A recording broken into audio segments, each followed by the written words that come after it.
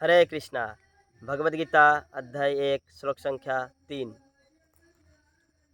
पश्यतां पाण्डुपुत्राणाम् आचार्यो महतीं चुमुं व्यूढां द्रुपदपुत्रेण तव शिष्येण धीमता। यहाँ पे हमने पिछले श्लोक में देखा, दुर्योधन अपने गुरु यानी द्रोणाचार्य के पास गए और जाके उन्होंने ये बोला, हे आचार्य, पांडुपुत्र की विशाल सेना को देखें जिसे आपके बुद्धिमान शिष्य द्रुपद के पुत्र ने इतने कौशल से व्यवस्थित किया है।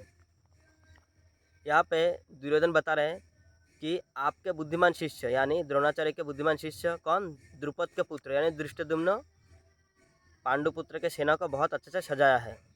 तो यहाँ पे जब ये द्रुपद के पुत्र धृष्टद्युम्न जब शिष्य है द्रोणाचार्य के पास, तो फिर इनके साइड में क्या कर रहे हैं?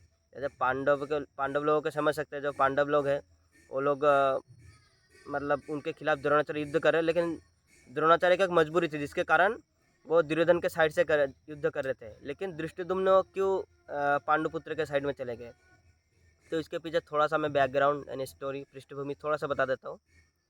एक गुरुकुल था, इसमें दो बंधु पढ़ते थे, दो दोस्त। एक उसमें था क्षत्रिय और एक था ब्राह्मण। तो जो ब्राह्मण थे वो द्रोणाचार्य थे और जो क्षत्रिय थे वो द्रुपद थे। तो ब्राह्मण बहुत गरीब थे और क्षत्रिय तो मतलब राजवंश थे, इसलिए वो अमीर थे। तो उस समय इन्होंने यानी राजा द्रुपद ने, राजकुमार द्रुपद ने द्रोणाचार्य को वचन दिया था कि फ्यूचर में कभी अगर मैं राजा बनूंगा, जब मैं राजा बनूंगा तो मेरा जो राज्य है उसका आधा राज्य मैं तुम्हें दे दूंगा। इमोशन में या भाव में आके वचन दे दिया था। उसके बाद फिर आपस में फिर गुरुकुल में पढ़ना इनका हो गया ख़त्म, फिर घर चले गए। फिर इधर द्रोणाचार्य ने भी शादी कर ली, उधर द्रुपद ने भी शादी कर लिया, तो अपने अपने फैमिली में यानी जीवन में सेटल हो गए। लेकिन जब द्रोणाचार्य को पहले से गरीब थे, उनको फिर याद आया कि मेरे एक सखा है, मेरे एक मित्र है जो जिन्होंने मुझे वचन दिया था, तो हो सकता है ये जो सही समय में जाके उनसे उन्होंने जो मुझे वचन दिया था वो आधा राज्य में मांग लूँ। तो इसी आशा को लेकर के द्रोणाचार्य गए थे द्रुपद के पास। लेकिन जब द्रुपद ने देखा कि अब आधा राज्य ले लेगा, उनके मन में तो आसक्ति है, तो उन्होंने मना कर दिया, बल्कि उनका अपमान किया है। द्रोणाचार्य का अपमान करके उनको राजप्रासाद से भगा दिया। तो द्रोणाचार्य इस बात से अपमान महसूस करते हैं। इसके बाद द्रोणाचार्य आते हैं हमारे आज के डेट पे जो गुड़गांव कहा जाता है, जिसको जो गुरुग्राम है, उस समय वहाँ पे आके बस गए थे। वहाँ पे पांडु का पुत्रों या कौरवों को इन्होंने पूरा धनुर्विद्या शिक्षा दिया, उनका गुरु बन गए। तो जब गुरु दक्षिणा मांगने का समय आया तो इन्होंने कौरवों से मांगा कि जाकर द्रुपद को मेरे पास बंदी बना के लाओ। तो बहुत सारे सैन्य गए थे लेकिन उनको नहीं ला पाए, क्योंकि जो द्रुपद थे वो भी एक बहुत बड़ा योद्धा थे। बाद में फिर द्रोणाचार्य युधिष्ठिर को बोले कि तुम लोग जाओ, तो फिर युधिष्ठिर या पंचपांडव ये लोग गए, जाके अर्जुन ने द्रुपद महाराज को बंदी बना के वापस लेकर आए। और यहाँ पे आके फिर द्रोणाचार्य ने उनको कहा, देखो तुम मुझे आधा राज्य नहीं दे रहे थे, अभी मैं तुम्हें अपने बंदी बना लिया, अब तुम्हें मैंने युद्ध से हरा दिया, हमारे शिष्य ने, जो मेरे शिष्य इन्होंने आपको हरा दिया, यानी आपका जो पूरा राज्य अब मेरा हुआ। ऐसे फिर वहाँ पे भी द्रुपद फिर अपमान महसूस करते हैं। जैसे द्रुपद ने द्रोणाचार्य को अपमानित किया था, वैसे द्रोणाचार्य ने भी द्रुपद को अपमानित कर दिया।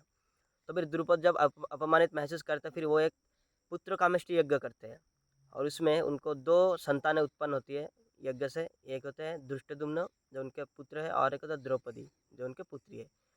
तो और वो इसीलिए यज्ञ करते कि ऐसा मुझे पुत्र प्राप्त हो, पुत्र कामेष्टि यज्ञ से, जिससे मैं द्रोणाचार्य का वध कर पाऊँ, द्रोणाचार्य को मार पाऊँ, इसीलिए वो पुत्र कामेष्टि यज्ञ करते हैं, उनको दो संतान उत्पन्न होती है। तो द्रौपदी का विवाह तो अर्जुन से हो जाता है, फिर इनका अलग कहानी है। और इधर धृष्टद्युम्न को वो जो धनुर्विद्या सिखाने के लिए द्रोणाचार्य के पास ही भेजते हैं, क्योंकि उनको पता है कि अगर कोई सबसे महान धनुर्विद्या सिखाने वाला कोई आचार्य अगर है, कोई गुरु है, तो द्रोणाचार्य है। क्योंकि उनको मारने के शिक्षा कोई और गुरु से लेंगे तो फिर उनको मार नहीं पाएंगे, क्योंकि द्रोणाचार्य के पास सबसे ज़्यादा ज्ञान है। इसीलिए अगर उस ज्ञानी को मारना है, सबसे ज़्यादा ज्ञानी को अगर मारना है, तो सबसे ज़्यादा ज्ञानी वाले इंसान से हमें ज्ञान प्राप्त करना पड़ेगा। किसी भी फील्ड में देखिए, अगर आपको सबसे ज़्यादा अच्छा टीचर बनना है तो आपको सबसे अच्छा टीचर से ही आपको टीचिंग की कला या जो स्किल वो सीखना पड़ेगा। इसी तरह दुष्टदुम्न आते हैं द्रोणाचार्य के पास, या फिर भेजे जाते हैं द्रुपद के द्वारा यानी उनके पिताजी के द्वारा कि जाके तुम धनुर्विद्या सीखो। और इधर द्रोणाचार्य को ये बात पता होता है कि फ्यूचर में ये जाके मुझे मारने वाला है, लेकिन वो ब्राह्मण होते हैं। ये होता है असली ब्राह्मण जो पक्षपात नहीं करता, उनका काम होता है समाज को शिक्षा देना, बिना कोई पक्षपात के वो शिक्षा देते हैं। ये होता है असली ब्राह्मण। तो उन्होंने भी उनको विद्या दिया, जबकि उनको पता था ये मुझसे सीखे मुझे ही मारेगा, तो फिर भी उन्होंने उनको विद्या दिया, धनुर्विद्या सिखाया दृष्टिद्युम्न को। और बाद में फिर वही दृष्टिद्युम्न पांडवों के साइड हो जाता है और इधर द्रोणाचार्य कौरवों के साइड होते हैं, इन्हें आमने सामने होता है। तो यहाँ पे दुर्योधन बार बार मतलब एक पॉइंट आउट किया कि आपका शिष्य है। तो ये तो हमने जो अभी पीछे देखा कैसे उनका शिष्य उनके खिलाफ खड़े हो गया और कैसे उन्होंने उनके पिताजी का आशा था उनको मारे, ये सब बैकग्राउंड था। लेकिन यहाँ पे दुर्योधन बता रहे आपका शिष्य है, एक तरीके से वो यहाँ पे मजाक उड़ा रहे, एक तरीके से सरकास्टिकली उनका मजाक उड़ा, अपमान करे कि आपका शिष्य। क्या होता है कई बार हम समाज में, हम लोग अगर कोई बड़ा आदमी है सोसाइटी में जो हम उनको थोड़ा बहुत जानते हैं, तो हम क्या करते हैं उनको ऐसे रिप्रेजेंट करते हैं जैसे हम उनका बहुत घनिष्ठ मित्र है। जैसे मान लो कोई एमएलए है तो हम उनसे ना अपना दूर का रिश्ता भी निकालने की कोशिश करते, कहीं में मतलब दूसरे को जब बता देते कि वो मेरे मौसी का दीदी का ये वो बहुत सारा कुछ हम निकालने निकालने लगते हैं, कोई बड़ा आदमी हो। लेकिन वही का अगर कोई छोटा आदमी हो जिससे समाज में कोई जिसका कोई पहचान नहीं है, उससे हम अपना बहुत करीब का रिश्ता भी छुपाने लगते। तो यहाँ पे ऐसा ही कुछ गेम यहाँ पे दुर्योधन खेल रहा है, क्योंकि दुर्योधन द्रोणाचार्य के शत्रु के टीम में थे, सॉरी धृष्टद्युम्न द्रोणाचार्य के शत्रु के टीम में थे, इसलिए दुर्योधन ने बार बार यही पॉइंट आउट किया आपका शिष्य देखिए आपने उनको सिखाया इसलिए वो अब हमें ही मारने वाले हैं, आप ही का यानी हम लोग का ही काल बनेगा कि आपने उनको सिखाया। यानी जो गलती उन्होंने किया था, जबकि द्रोणाचार्य ने गलती नहीं किया, तो उन्होंने अपना ब्राह्मण धर्म या गुरु का धर्म निभाया था।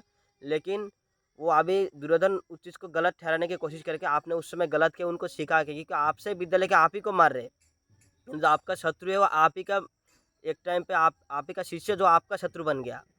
कई बार हम भी ऐसे करते हैं समाज में, कोई अगर लड़का गलती कर दे तो लड़का को समझाते कम, लेकिन उसके पिता को देखकर हम बार बार वही बताते कि आपका बेटा ने ये किया, आपके बेटा ने ये किया, यानी उनके पिताजी को हम अपमानित करते हैं। लेकिन ऐसा नहीं करना चाहिए, और खास करके गुरु शिष्य परंपरा में तो ऐसा नहीं होना चाहिए। हमें मान मर्यादा का ख्याल रखना चाहिए, क्योंकि उन्होंने तो अपना धर्म निभाया, लेकिन वो उस चीज़ का यूज़ कहाँ पे करेंगे, ये उनका फ्री विल है जो कि भगवान ने सबको दिया है।